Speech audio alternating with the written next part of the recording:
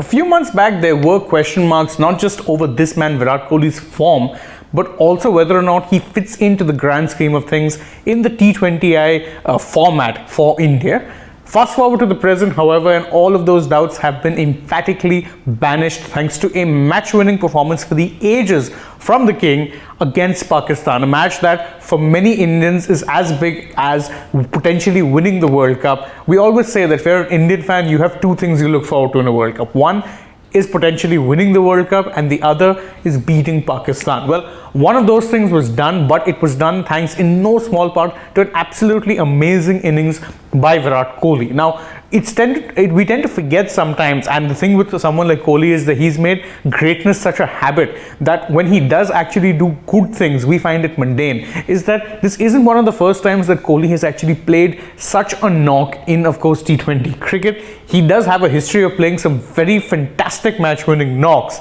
and despite the fact that most people say, oh, you know, strike rate, or sometimes he takes too much time, sometimes he can underwhelm. Fact of the matter is, the body of work that he's actually created in this format says otherwise.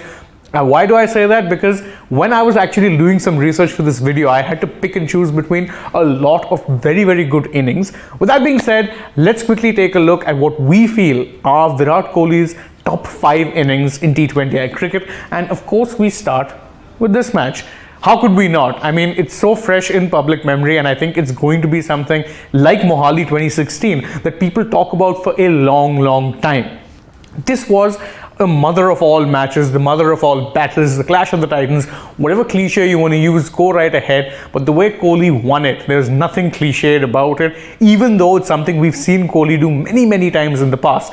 We don't call him the chase master for nothing, but this was one of those very tricky chases. Again, rewind to the match, India were 45 for 4 in 10 overs, chasing a tricky target of 160 at a Melbourne pitch that wasn't exactly a paradise to bat on. So what does Kohli do? He digs deep alongside Hardik Pandya, puts together a solid partnership which actually didn't feature any of them taking risks, and backed himself to then get the remaining runs during the death overs. Why? Well, because Pakistan only had 5 bowlers, and one of them was Mohammad Nawaz, who Hardik Pandya found very easy to target. And so the plan clearly was for India to actually see through the others and then potentially look to get the match done whenever Nawaz came on to bowl. And in this case, it was the 20th over. Now, even saying that, it match could have been tricky if Virat Kohli didn't hit those 2 sixes of Haris Rauf, because again, if you remember the equation at that point, India needed 28 runs of 8 balls. If one of those balls had been a dot ball, then Nawaz would certainly have been a lot more confident going into that final over. But what Kohli did was absolutely fantastic. He hit 2 sixes of Haris Rauf and then ended up taking the match home. So this right there was one of those knocks which actually rescued what looked like a defeat, thanks in no small part to India's top order collapse and struggles in the middle over. But it is going to be something that people talk about for a long, long time. And I did mention Mohali 2016 earlier, which now of course brings me to 82 not out of 51 balls versus Australia. And bear in mind, by the way, that none of this is a definitive ranking of his innings. I'm just picking out the top 5. You're free to interpret them how it is you feel like. Hell, you could even tell me in the comments later on if you agree with this list or if you think there are other knocks which were better. But this one is one of the defining innings of Kohli's T20I career.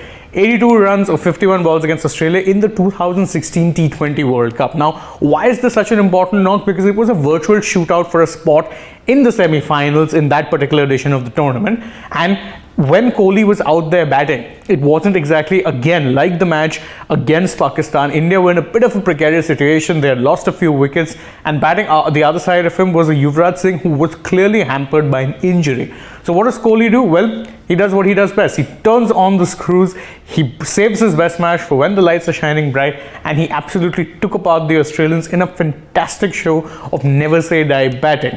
That match ended up taking India to the semi-finals, and whilst of course we note for a fact that they ended up losing in the semi-finals to eventual World Cup winners West Indies, it did little to actually dampen the impact of this knock. Because when people were talking about before of course his 82 not out against Pakistan, the one T20 innings or T20I innings that people spoke about when it came to Virat Kohli was always this knock against Australia in the 2016 World Cup. The other knock which we have to talk about, and it's one that would be very, very fresh in recent memory, was that 122 not out against Afghanistan in the 2022 Asia Cup. Now, this was a special knock for a number of reasons. One, it's his highest ever score in T20I cricket. Two, it ended the century drought that had been ailing Kohli since 2019. And three, it was arguably the knock that signaled to the world at long last that King Kohli's slump was over at long last. When I'm talking about slump, I don't just mean the fact that he couldn't score a century. I meant the absolute torment and torture of the first half of the 2022 season, where you remember he struggled in the IPL, he struggled in internationals. Remember, before the Asia Cup, he had taken a month-long break, didn't touch a bat. In his own words, he had done a mental reset, and this was perhaps the best evidence of the fact that he was a player reborn and reinvigorated. He absolutely took a part in Afghanistan side in a match that was a dead rubber for both teams, given neither of them had a chance of making it to the finals in the Super Fours, remember.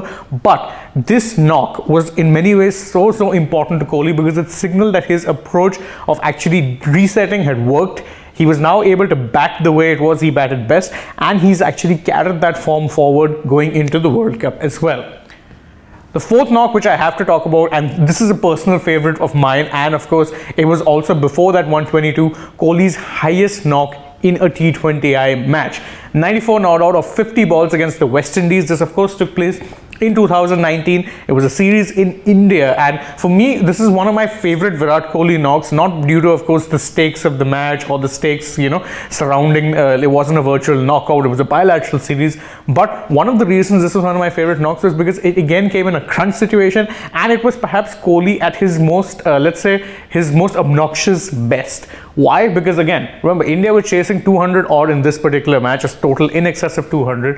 Kohli, by the way, made this chase look so easy that it finished before the 19th over. But for me, the best moment of this came when he targeted Kesrick Williams, hit him for a six, and then actually mocked Kesrick Williams' celebration, the taking out the notebook and doing the tick. That itself spoke of a man who was in sublime form and who knew just how good he was, because he did that, and despite that he then ended up actually winning India the match in the easiest of fashion. Again, a 200 run chase is not an easy task in T20s, but he finished it before the 19th over.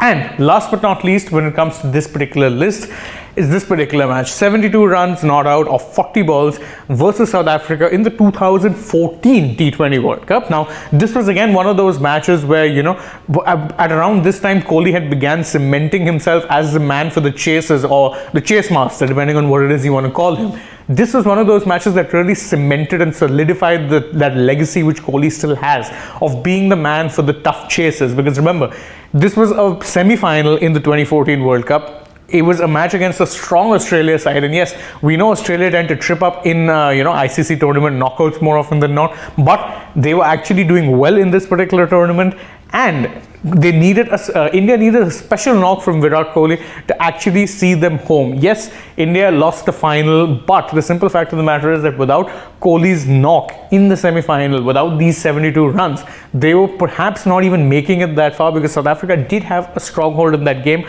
But Kohli did what Kohli does best. He won India the match. He stayed there right till the end. And at that point, you knew for a fact that India had the man for the big moments. They had the man for the big chases.